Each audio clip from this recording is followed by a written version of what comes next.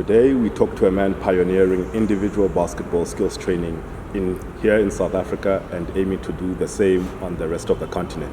Nica Nicolae. Nica, how you doing? Welcome to the Big Tip Off. Thank you for having me once again, man. I'm doing amazing. Always working, so, yep. When did you develop the love for basketball? Ooh, wonderful question, man. I started all when I was 9 years old. Decided to join a club back in Europe. So ever since then, I just, it's been history, I guess. So yeah. And you from Europe, you came here to South Africa. Where did you move from to come to South Africa? So my journey coming to South Africa started in 2010. That's when I first stepped here onto the African continent, and yeah, we're still here, still pushing. And what adjustments did you have to make, in terms of culture, getting used to the culture here in South Africa? Oh wow, definitely couldn't speak any English at all.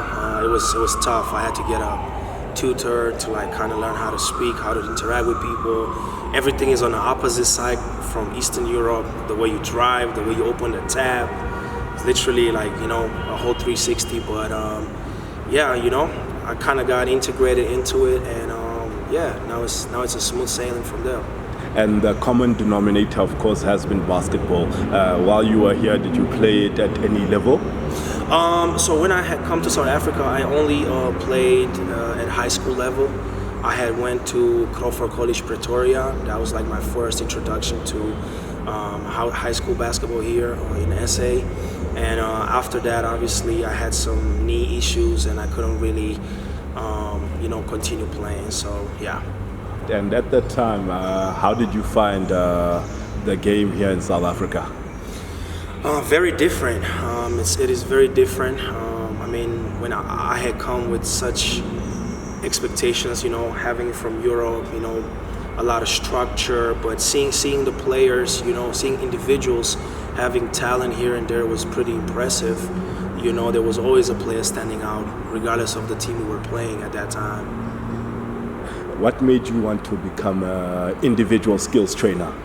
So when I had come here, I kind of bumped my head in the ceiling because I wanted to train so badly. I want to be trained by someone, and I didn't really have that out here. So I came with such a high standard of doing skills training, and I couldn't find that anywhere around me. And this happened at the time when I was still at Crawford, so I would train myself. So there was definitely a void on that, and then I said there's a lot of people that can benefit from that, and I can come with that knowledge from Europe here.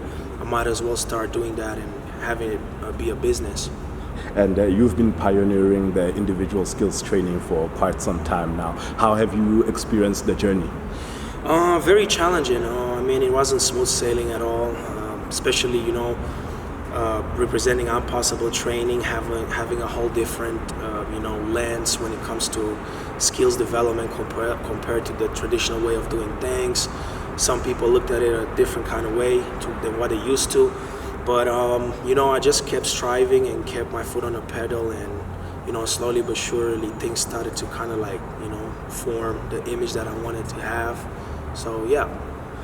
And when we first did an article on you, you had already worked with players like Lehlohonolo Tholo, Lungile Mtsweni. Since that time, do you feel like there's an understanding and an appreciation of what you're doing? I would definitely say it's the starting of the engine. That's when it actually happened, locally especially. People kind of got an idea, okay, this is what this guy is about.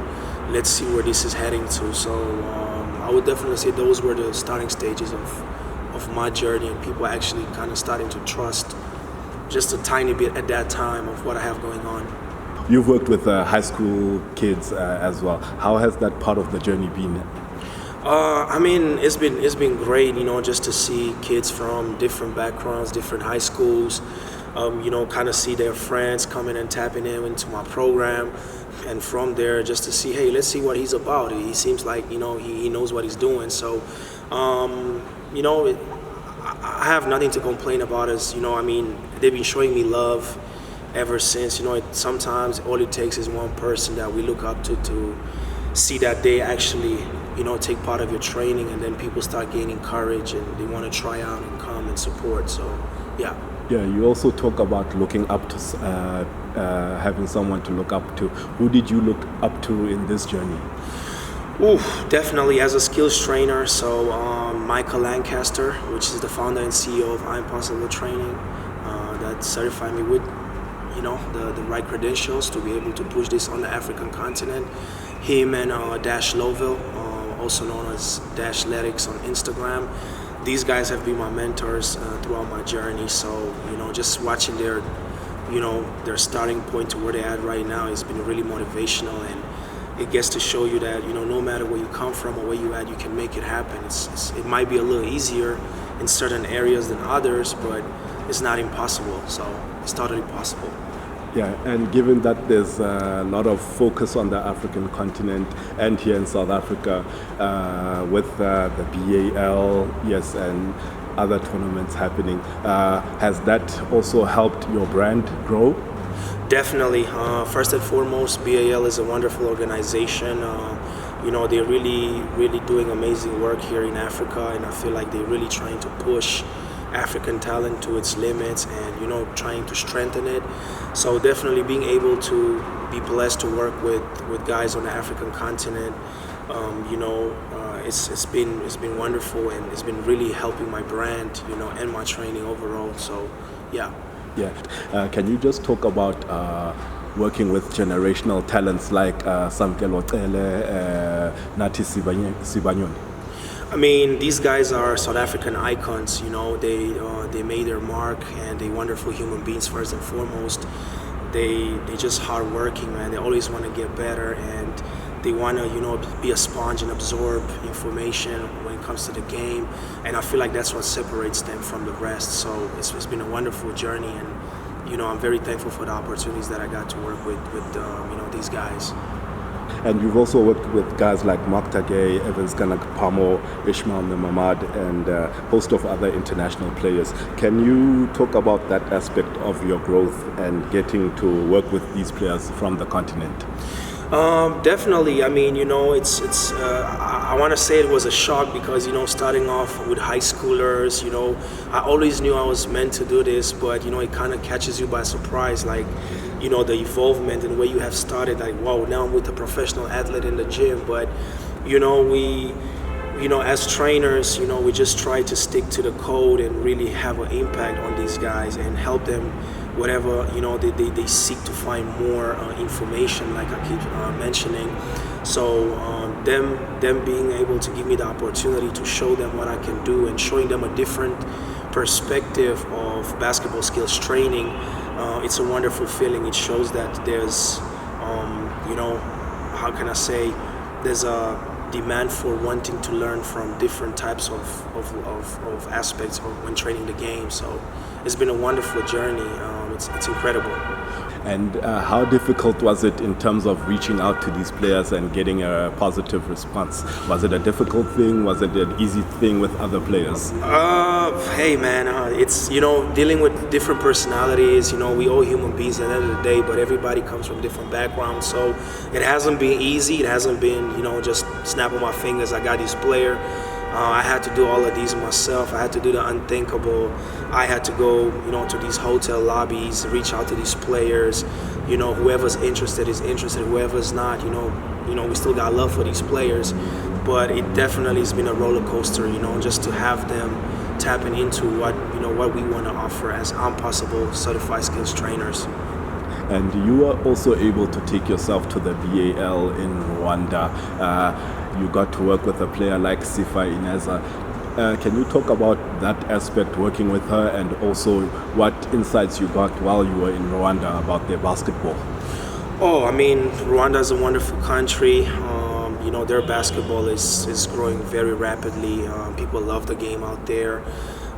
Just having the opportunity to work with Sifa Ineza, she's always hungry for wanting to learn more about the game and her skills, especially with herself being in the U.S. in college, playing against teams like LSU. It's been a very humbling experience for me as well. Just to really trying to tap into the women's side of skills training on the continent, which has been probably the most difficult thing in my career so far. Whereas to the men, it's been a lot more smoother to break into that compared to the women, if you had to ask me. So, the people love the game out there. They want to improve, they want to get better, and they're always looking forward to what's next. So, I like that.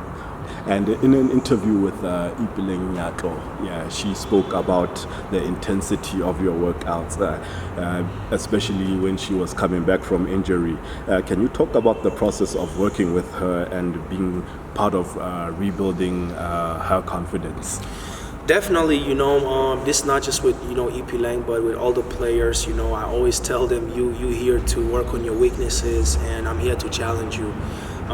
In my opinion, if we're here to do what you're already great at, we're wasting your time and my time. So I just told her that mentally it's very important to be challenged, and let's see how well you handle that. And as far as in the skills, how well she can handle pressure. When we combine things like footwork into a shot, adding different training tools and methods to add those constraints to her decision making, so that way we see how well she can solve that problem.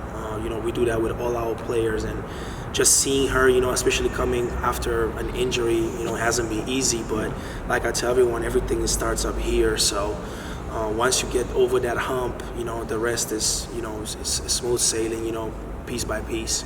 And what's the one unique thing that you've picked up from South African players? What's that one unique thing that you've picked up about the game here in South Africa and South African players in general? There's definitely seems to be like support, for the guys that want to climb higher, than what they used to. I definitely see there's love for the game. I just wish there would be better resources and more investment towards the infrastructures which already have been in place, but the whole ecosystem, if it can manage to be reshaped, I really think South Africa can go really, really far, as far as basketball. But individually, guys have the skill, they want to work, they just feel like they're being stuck because of the lack of management from the big organizations.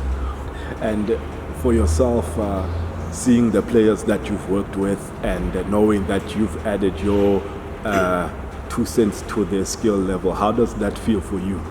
It's great. I would never take credit for one player fully, because that's pretty unfair. Every player has had a lot of trainers, coaches throughout their career. So just to see that I can be the missing puzzle within an aspect of their game, whether it's a characteristic of a certain skill or a certain attribute that I'm adding to them, it's really humbling, and it gets to show me that this training does really work,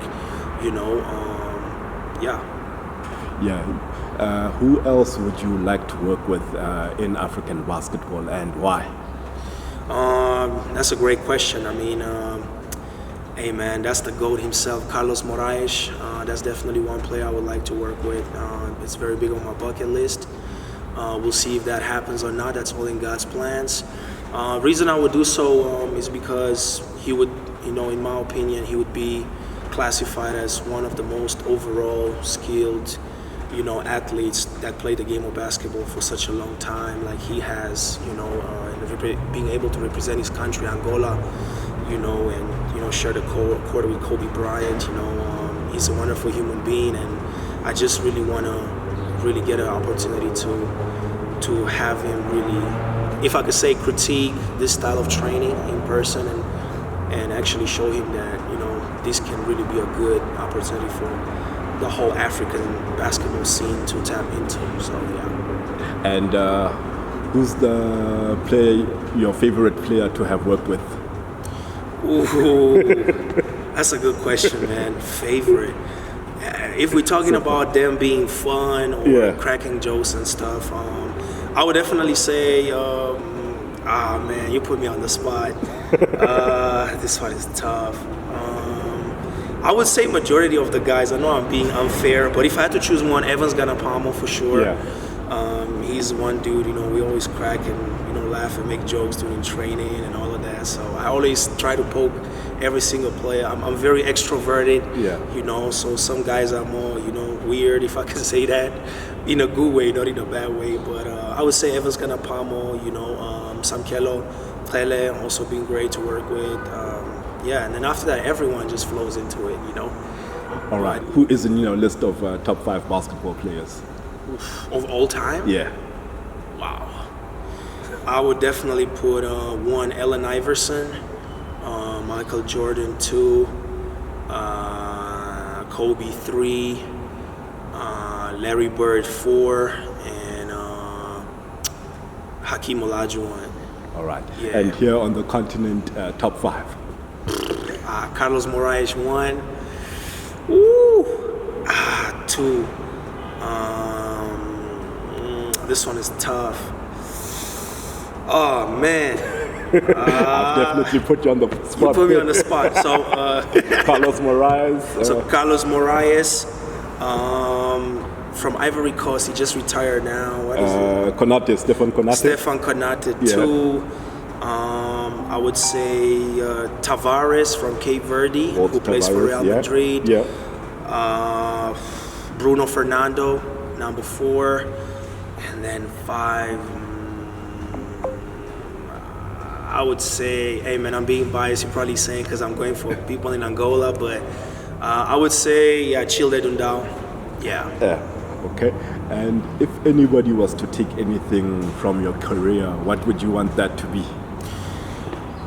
That's a great question. I would just say the willingness to be able to, accept the fact that you're going to fail in your journey, and don't let that define you. Who you are, first and foremost, as a human being, and secondly, as a skills trainer.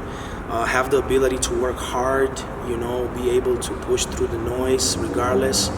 And there's always going to be outside noise, but if you stick to the script and to your vision, you gotta be locked in and not have anybody affect the trajectory to where you're trying to go. So I would definitely say the grit and hard work and being okay with failure, because that's part of the process and it's the next stepping stone to get into to succeed to where you want to get to.